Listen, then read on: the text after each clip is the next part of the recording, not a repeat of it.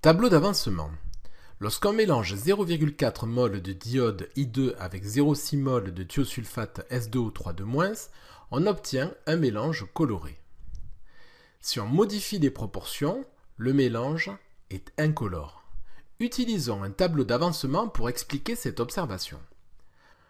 Un tableau d'avancement se construit en indiquant l'équation de la réaction chimique. La seule espèce colorée intervenant dans cette réaction est le diode I2. Le tableau d'avancement permet de suivre les quantités de matière de chaque espèce au cours du temps, ce qu'on appelle l'état du système. Le premier état étudié est l'état initial. Au départ, on reporte les quantités initiales de chaque espèce, soit 0,4 mol de diode et 0,6 mol de thiosulfate, ainsi que 0 mol de produit puisque la réaction n'a pas encore démarré à ce stade. Le deuxième état est appelé état intermédiaire. Il décrit les quantités de matière des entités à un instant quelconque de la réaction. Pour cela, on introduit l'avancement noté X qui permet de décrire l'évolution du système chimique. Ainsi, à l'état initial, la réaction n'ayant pas démarré, X est égal à 0. Dans un état intermédiaire, pour lequel la réaction est en cours, la quantité de matière de diode sera la quantité initiale diminuée de X.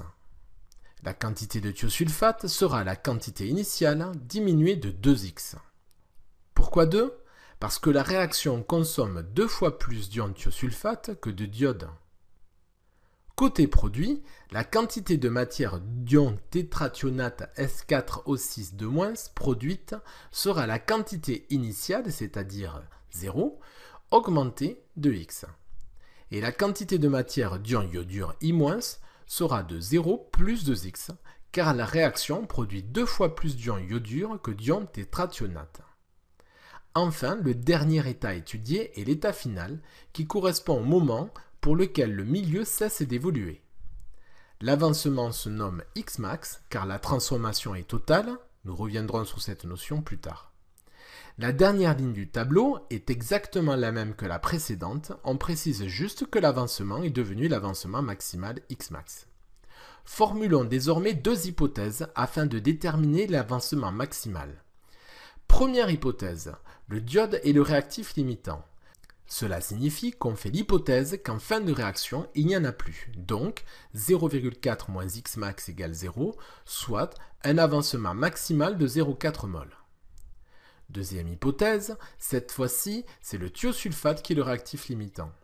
Cela signifie qu'on fait l'hypothèse qu'en fin de réaction, il n'y en a plus. Donc, 0,6 moins 2Xmax égale 0, soit un avancement maximal de 0,3 mol. La plus petite des deux valeurs trouvées correspond au véritable avancement maximal. C'est ici Xmax qui vaut 0,3 mol et le thiosulfate qui est le réactif limitant. Connaissant Xmax, il est possible de déterminer la composition finale du système, c'est-à-dire la composition à l'état final. Le thiosulfate est le réactif limitant, il n'y en a donc plus en fin de réaction. La quantité d'ion iodure est égale à 0 plus 2Xmax, soit 0,6 mol. La quantité d'ion tétrathionate est égale à 0,3 mol. Et enfin, la quantité de diode est égale à 0,1 mol. C'est pour cela qu'en fin de réaction, le mélange final est coloré car il reste du diode en solution. Faisons de même avec le deuxième mélange. L'état initial du système est cette fois-ci de 0,4 mol de diode et 1 mol de thiosulfate, et toujours aucun produit puisque la réaction n'a pas démarré à l'état initial. On complète la deuxième ligne du tableau comme précédemment, ainsi que la troisième ligne du tableau. Exploitons le tableau une nouvelle fois pour déterminer la valeur de l'avancement maximal. Première hypothèse, le diode est le réactif limitant, d'où Xmax est égal à 0,4 mol. Deuxième hypothèse, le thiosulfate est le réactif limitant, d'où Xmax est égal à 0,5 mol.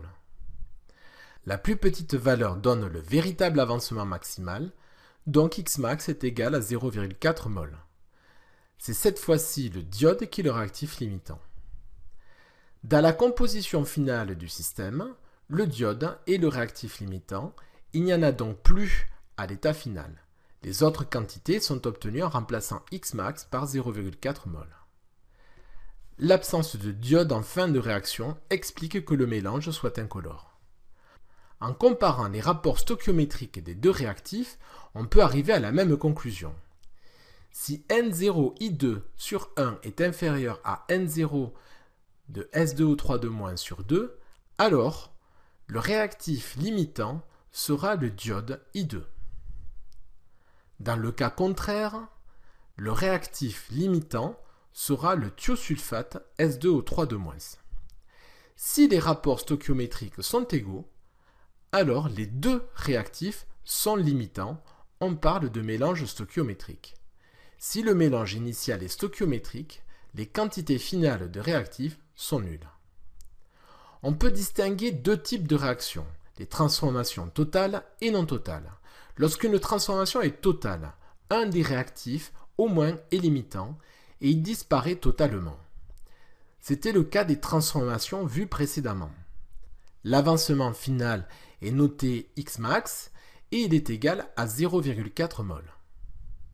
Lorsqu'une transformation est non totale, aucun des réactifs n'est totalement consommé.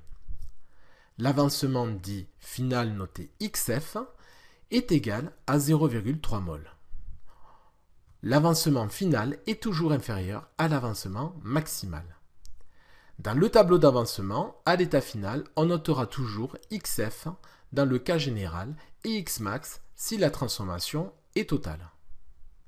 Résumons, si la transformation est totale, il existe un réactif limitant. L'avancement final est égal à Xmax. Si la transformation est non totale, les réactifs n'ont pas été totalement consommés. L'avancement final, XF, est inférieur à l'avancement maximal. Pour les espèces qui sont présentes en très grande quantité par rapport aux autres, on indique excès dans la colonne correspondante. C'est le cas d'une combustion à l'air libre où le dioxygène est illimité, ou pour les réactions en solution aqueuse où l'eau est très largement en excès. À retenir, l'avancement X permet de décrire l'évolution du système chimique à l'aide d'un tableau d'avancement. Les quantités de matière des réactifs diminuent, d'où le signe moins, tandis que celles des produits augmentent, d'où le signe plus. On veillera à reporter chaque nombre stoichiométrique devant l'avancement, uniquement pour la deuxième et troisième ligne du tableau. Si la réaction est totale, l'avancement final sera noté Xmax. Cette étape étant remplie, on recherche la valeur de l'avancement maximal. Première hypothèse, A est le réactif limitant. Sa quantité de matière finale est donc nulle. On en déduit une première valeur de l'avancement. Deuxième hypothèse, on suppose cette fois-ci que B est le réactif limitant.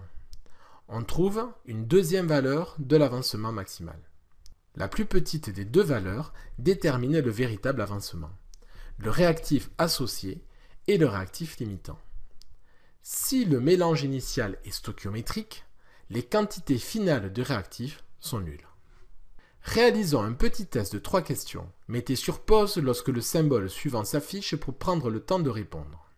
Question 1. Choisir la bonne réponse. Le nombre d'erreurs présentes dans ce tableau d'avancement est A. 3 erreurs, B.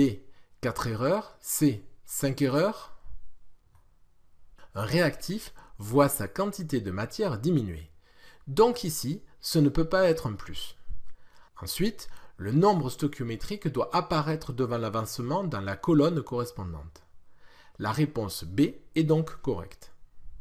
Question 2. Choisir là où les bonnes réponses. Le bilan de la transformation dont voici l'équation est, on peut dire que A, l'aluminium Al est le réactif limitant, B, l'avancement XF est égal à Xmax, C, la réaction est totale, puisque l'aluminium a totalement disparu. Il s'agit du réactif limitant. De plus, on peut dire que la réaction est donc totale. Et donc que XF est égal à Xmax. Les 3 réponses sont donc correctes. Choisir la bonne réponse. D'après le tableau ci-dessous, le réactif limitant est A, H2, B, O2, C, H2 et O2. Supposons que H2 est le réactif limitant. Alors, Xmax est égal à 0,25 mol. Supposons cette fois-ci que O2 est le réactif limitant. Alors, Xmax est égal à 0,1 mol. La plus petite valeur est 0,1 mol. La réponse B est donc correcte.